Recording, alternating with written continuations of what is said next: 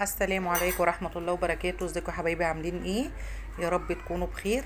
بصوا بقى، هنعمل بقى حاجة موفرة جدا جدا. مش شرط ان احنا نعمل دجاج كنتاكي ديت بالفراخ الكاملة، لا، بالاجنحة. هنعمل الاجنحة دي زي الدجاج كنتاكي طبعا، والطعم احلى وانضف. ومش قادره اوصف لكم، كانت الخلطه دي كانت جميله جدا جدا، والفراخ كانت حلوه قوي قوي ومستويه من جوه.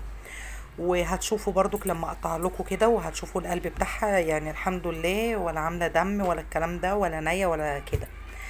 طبعا اللي ما داستش لايك تدوس لايك، واللي ما اشتركتش في القناه تشترك وتدوس على كلمه الكل عشان يوصل لها كل جديد.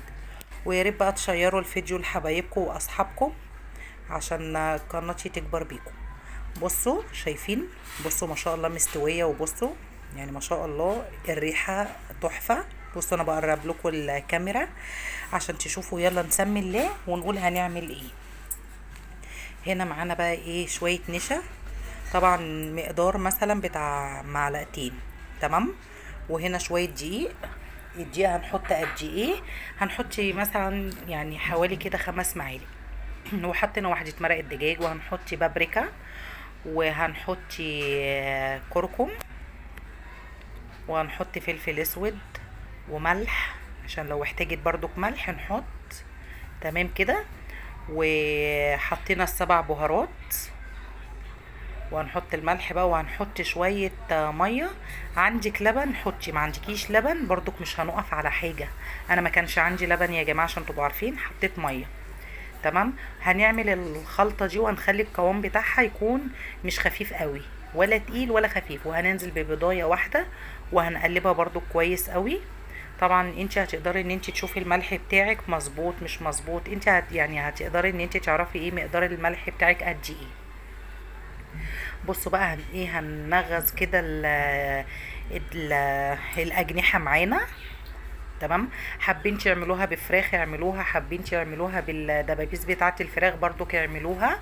بس برضو اهم حاجه تنغزوا الفراخ كده عشان خاطر يوصل لها التتبيله من جوه. وتاني حاجه واحنا بنسويها تستوي معانا كويس من جوه.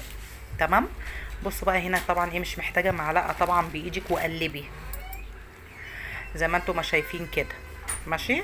بصوا احنا قلبنا بقى كل المكونات كده ببعضها زي ما انتم ما شايفين. هنسيبها بقى ايه، لو عملتيها من بالليل تبقى احلى. يعني لو عملتوها من بالليل تبقى احلى. طبعا انا سبتها تقريبا حوالي بتاع 3 ساعات.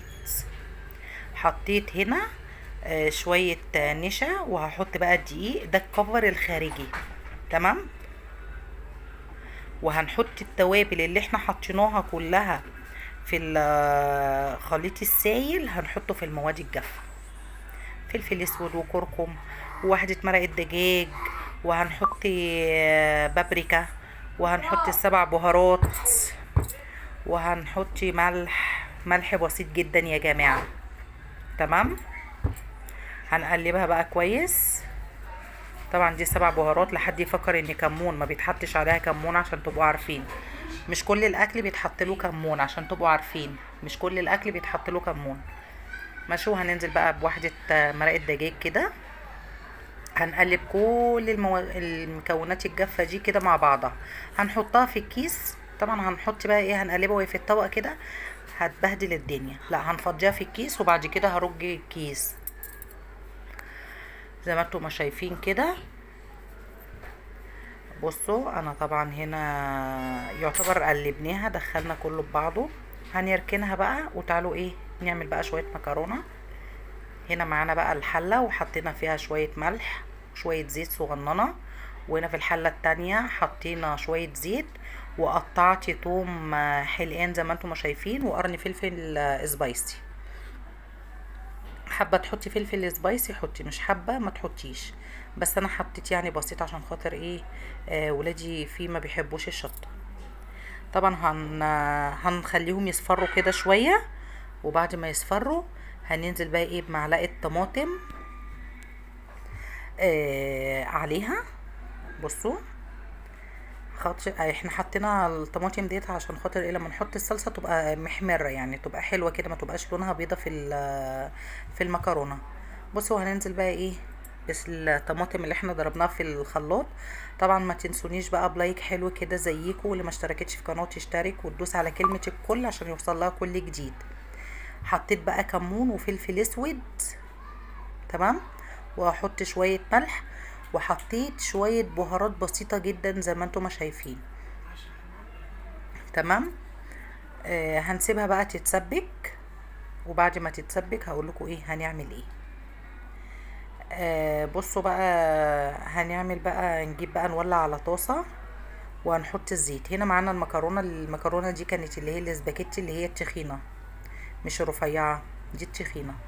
طبعا بصراحة يعني ما شاء الله نص كيلو بيرمي قد كده، الكيلو بيرمي قد كده، لانها بصراحة بتزيد كتير جدا. بصوا بقى، خدت واحدة من الفراخ من دجاج من الأجنحة، وهنحطها في العلبة دي وهنقفل العلبة وهنقلبها عشان خاطر تاخد شكل التجزيعة اللي بتطلع في الآخر معانا، تمام. دي شفتوها طبعا في أول الفيديو.